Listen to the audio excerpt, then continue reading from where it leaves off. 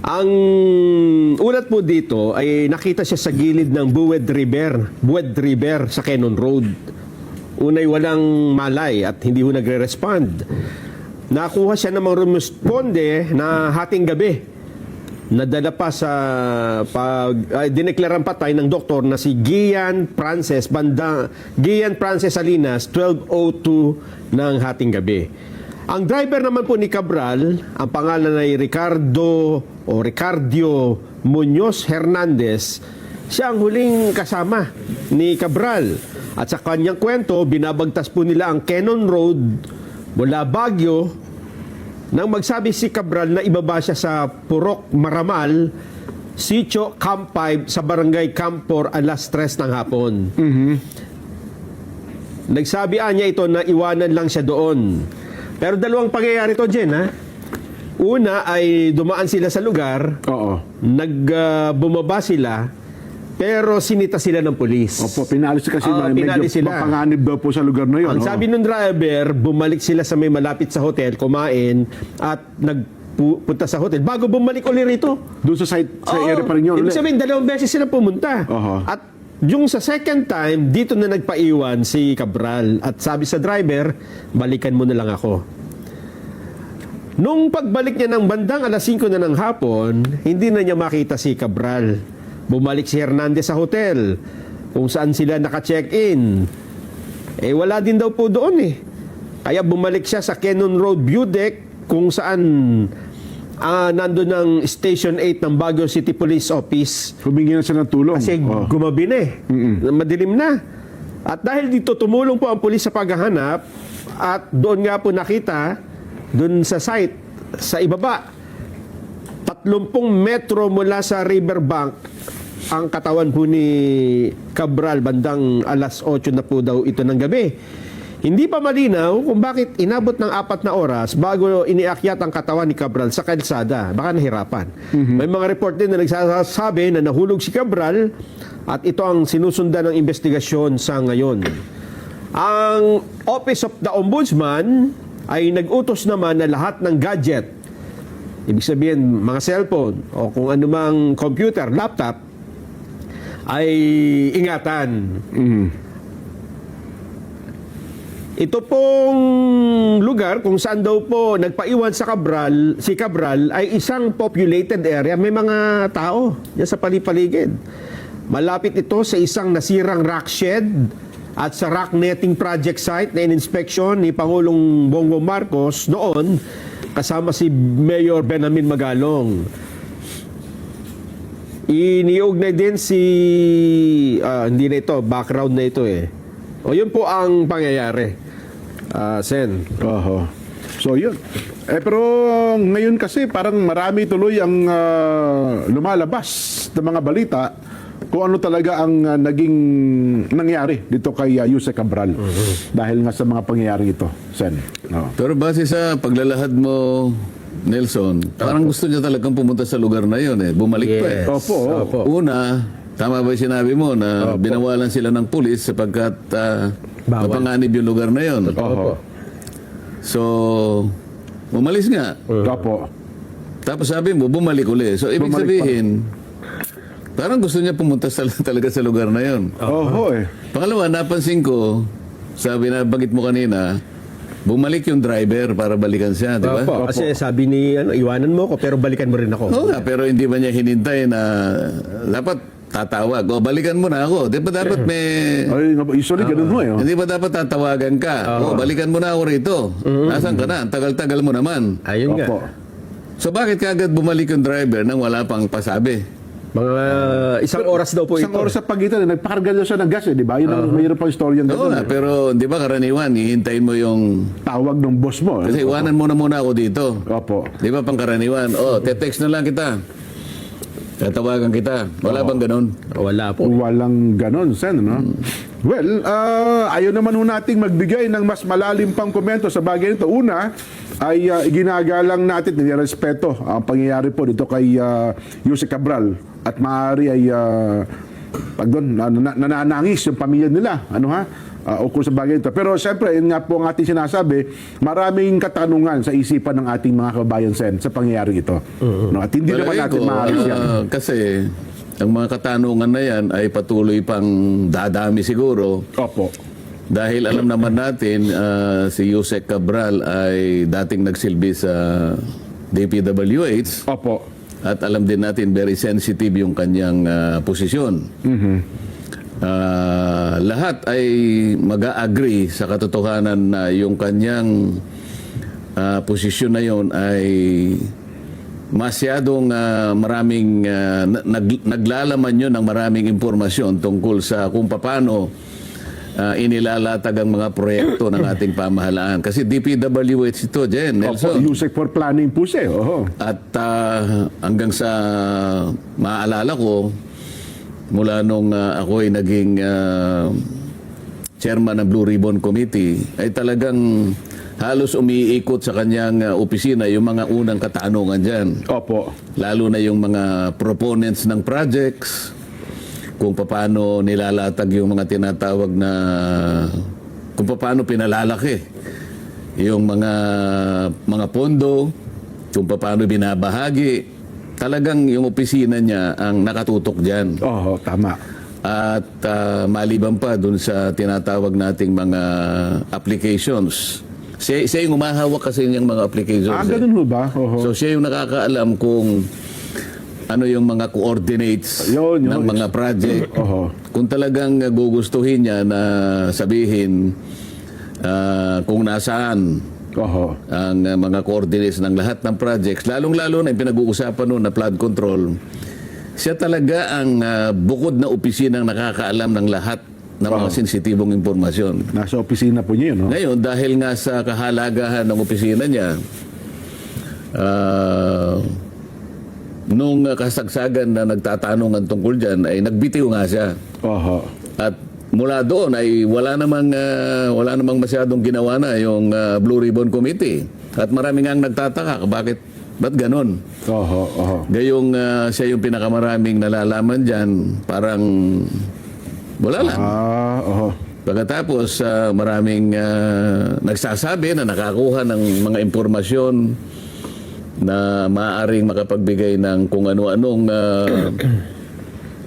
related na Oho. mga ibang tatalakayin at maaaring ma-involve yung maraming tao. Kaya siguro ngayon, kung mo nangyari yan, talagang aasahan mo na babangon ng mas maraming tanong. Opo, maraming talagang tanong. Mas maraming tanong ngayon kaysa kasagutan. Oho. Nakakalungkot yung nangyari dyan. Ako, unang-una, dahil kakilala ko naman siya, sa trabaho ko sa Congress noon sa mababang kapulungan hanggang sa maging senador ako, may pagkakataon talaga na nagkakausap sa mga hearing. Opo. Kaya kilala ko naman siya ng personal. Ayun. Oh. Kaya hanggang sa ako'y maging Blue Ribbon Committee, nasama nga siya sa unang mga pagtatanong dahil nga sa sensitibong pwesto niya sa DPWH. Oho. Opo. O ngayon, nangyari nga ito, inaasahan natin na marami talaga yung magdududa Tama. sa nangyari sa kanya. At lalo pa nga naalala ko, di ba dapat nakatakda siyang humarap sa ICI, Sa di ba? ICI noong December 15. Tapos hindi rin siya pumunta, no? Kasi nakarating. Wala rin pasabi kung pupunta o hindi. Kung maalala ninyo yung dalawa, naging guest natin. Si Kong Lian Libiste po. Si Kong Lian, anak ng aking kumare. Opo. At mula sa kanya ay nagsabi siya rito at dito niya unang inilahad Yes. na meron siyang nakuwang mga sensitibong impormasyon na binigay mismo ng opisina ni Secretary Yusek Cabral, bago pa nangyari Opo. itong pinag-uusapan natin. Opo. At nung hinahanap na rin yung computer, hindi na makita yung computer. Oo. ganun Ngayon, sinasabi mo kanina na may binanggit ang ombudsman na ano sabi niya? Yung mga gadgets Pinapasecure. ay secure. Oho. Yung Cellphone. text. Yan. Kasi sa forensic investigation, baka, ano bang tanong? Kasi kung may katagpo ba sa doon, siya lang ba ang kusa na tumambay doon? Bakit, ang tanong bakit dalawang beses pa siyang bumalik doon sa nabanggit na lugar? Bakit ang ombudsman ang nagsabi noon? Siguro ang ombudsman na nakuna ng reaksyon, diba dapat pulis? Oo nga, no? Dapat kasi yung siguro yung mga investigador. Opo, yung mga pulis. Kasi kung hahanap ka ng lead, halimbawa, pero ipaalam niya sa mga mga partido ni Yusek Cabral. Opo. Sa tingin ko hindi yung ombudsman ang nagpapanukala ng ganun, kundi yung mismong mga investigador na nagsisimula para malaman ang mga katotohanan sa pangyayaring ito. Bagay, malamang SOP naman sa mga pulis. Siguro nakuha lang ng reaksyon ng reporter si Ombudsman Rimulya. Ano nga? Pero doon sa punto lang, aspetong legal lang, may epekto ba ito sa kaso, sa kontrobersyal ngayong ating kinakaharap? Kung legal aspect lang po, walang... kasi ang tanong nila ngayon, di ba, ano magiging epekto nito sa iskandalo ng flood control? Ang magiging maraming epekto sa tingin ko kasi nga yung sa dami ng mga impormasyon na dapat sana'y nailahad niya o naikwento niya, maaring yung iba ngayon ay hindi na makikita. Ayun. Di ba? Opo. Maaring tamaan naman ng mga impormasyon na yan ay medyo nagsasaya siguro. Ayun. Oho. Kaya kung tatanungin mo kung anong magiging epekto niyan, merong nalulungkot talaga, merong nagsasaya. May lihim pa na, well, tama kayo Kasi sir. No? Opo. yung mga dapat na maibahagi, alang-alang dun sa ikalilinaw ng sino ba talaga ang nagpasimuno niyan. Kagaya ng binabanggit natin dito. Opo. Palagi nating binabanggit. Sana sa lalong madaling panahon, makita natin kung sino yung mga masterminds, hindi ba? Opo. Ngayon, isa sa epekto, baka mahirapan kung paano maituturo lahat yun, di ba? Aha. Dahil sa pagkawala Kung ni Yusek tatanungin Cabral. mo ako, kasi simpleng-simple lang naman, mas maganda, maraming magkukwento, maraming mapagkukunan ng impormasyon, Opo. pero sa nangyaring ito, maaring mapigilan yung iba. Pero sa kasaysayan naman, kumisan, mayroon tinatawag na yung twist of fate. Opo. Sa ibang pagkakataon, bigla na lang lilitaw naman yung mga ibang... kasi mag-iiwan naman ng bakas lahat eh. Tsak po yun. Di ba? Oho. Hindi naman isang tao lang siguro nakakaalam sa kanyang opisina. Mga ganun. Well, anyway, ako naniniwala naman sa makabagong kaparaanan ng investigasyon ngayon sa part ng Baguio PNP ng Cordillera, tsak, magkakaroon ng malalimang investigasyon siguro, Sen. Ano talaga naging dahilan ng naging kamatayan nitong si Yusek Cabral? Hindi lamang yung kamatayan niya mismo, kung hindi yung epekto ng pagkawala Ayan, niya. opo, Kasi nga, nawala siya habang hindi pa ganap na natutukoy ang lahat ng dapat matukoy. Oho. Habang naglalaro pa sa isip ng mga mamamayan natin, saan na ba patungo yung mga investigasyon na yan? Ayan, Bakit opo. nangyari itong ganito? Oho. Di ba? Oo. Pero tataka ko na doon sa mga tama ba yung video footages, bakit binalot siya ng plastic? Parang Parang foil? foil na hindi ko alam eh. Di ba? Ano kayang nangyari doon? No? Ipakita mo nga direct. Ayan, yan, no? Bakit siya kaya binalot ng foil, ano? Paano nyo naman alam na foil yan? Ayan po, yung Ako, no? ako, hindi ko alam kung ano yan. Parang Baka yan naman talaga yung ginagawa SOP? ngayon eh. Parang isabi para i-preserve po yung bangka. Parang hindi naman. Well, parang ngayon lang ako nakakita ng gano'n. No? Na-accident, bumagsak eh. Yung body bag, ano? Oo, yung, ano ba, body bag lang ba yun? O... Ayun, no? Kasi parang binilot siya, no? Di ba? O body bag ba yung ginamit sa kanya?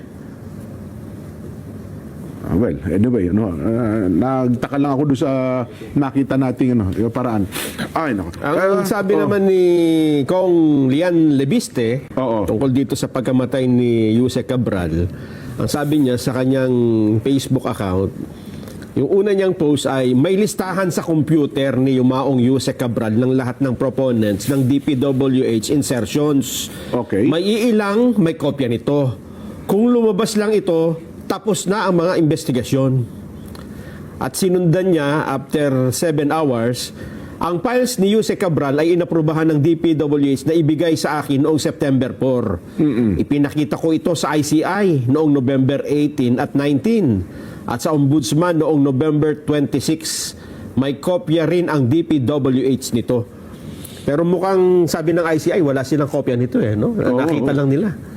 Kaya nga humingi sila ng kopya kay ano eh. Oo. Ano binabanggit mo, Nelson, na si mismong si Kong Lian ang nagbigay ng mga sinasabi mong pangalan ng proponents? Yung galing Yung- kay... yung nakuha doon po sa computer. Oo nga. Dahil nakakuha si Kong Lian ng kopya noon, Opo. ibinigay niya sa Hindi ICI. po, ipinakita lang. Pinakita. Nung humarap siya doon, ipinakita At niya. ang hingi nga raw ng kopya. Kasi wala doon silang kopya pala noon. Noon pinakita niya, meron ba kayong kopya nito? Nagtataka nga sila, walang kopya. Oo. Oo. Pero binigyan sila ng kopya. Binigyan daw po. Doon natin na-interview dito, Sen. Binanggit niya, nagbigay siya ng kopya doon sa ICI. Yun po yung sabi ni Total, Kong Lian. tinitindigan naman ni Kong Lian. Eh di, ibig sabihin talaga, binigyan ng kopya ang ICI. Oh, yes, yes Sa mga po. tweet, Oo. alam ng ICI kung ano yung nilalaman ng computer. Well, Dahil nabigyan na sila ng kopya. maaaring ganun daw po. At nabigyan din ng DPWH. May kopya, May kopya na ang rin po ang DPWH Yung nun. original na copy, nasa kanila pa. May mga lumalabas lang anggulo doon sa computer daw. May mga typo error. Kaya, mahiwagang computer. Kaya nga, Kaya nung lang, mga- ang magiging problema kasi dyan, alam mo, kung pinag-usapan natin ay usaping legal, Opo. sino magpapatunay niyan? Authenticate, ano? Yung authentication kasi ay bahagi ng pagbibigay ng probity sa isang nakalap na ebidensya. Yes po. Oo. Kaya nga, pagka ikaw ay may-ari ng ganong kasulatan o anumang klaseng ebidensya, lalo na kung documentary evidence, Opo. authentication ang pinag-uusapan eh. Karaniwan, maaaring ang isang dokumento may pirma ka, so ipipresenta ka sa harap ng korte at tatanungin ka, ikaw ba ang gumawa nito? Ayun. Oo. Ikaw ba naglahad dito? Ganon. Opo. Meron kang pirma nakalagay rito, pirma mo ba ito? Yun ang authentication eh. Opo. Ngayon, kung halimbawa, listahan lang ang nakita, ngayong wala na si Yusek Cabral, sino mag-authenticate ngayon na siya nga ang may-ari nung nakasulat doon sa computer?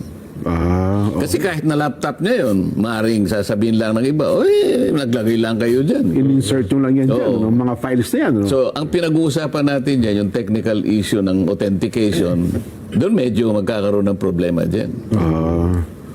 So, yun pala yun. Ano? Sa akin lang, opinion ko lang ito. Opo. Maring nagkamali ako, pero sa experience ko bilang isang abogado, Jen, Opo. yan ang medyo problematic.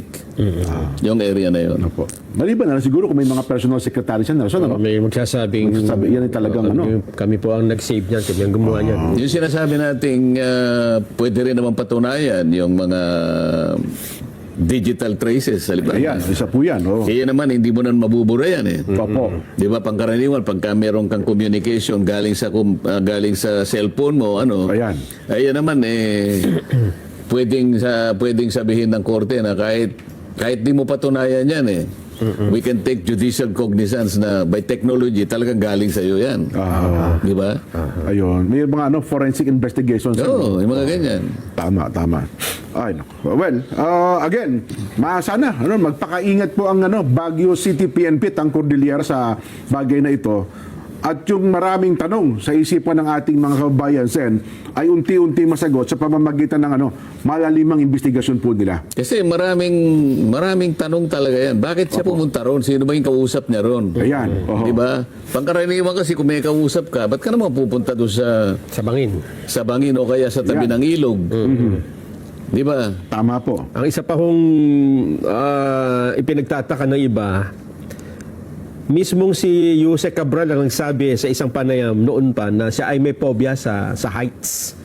So, ibig ganon? sabihin, hindi niya kaya, Hindi siya, takot siya sa matataas na, tapos matataas na lugar.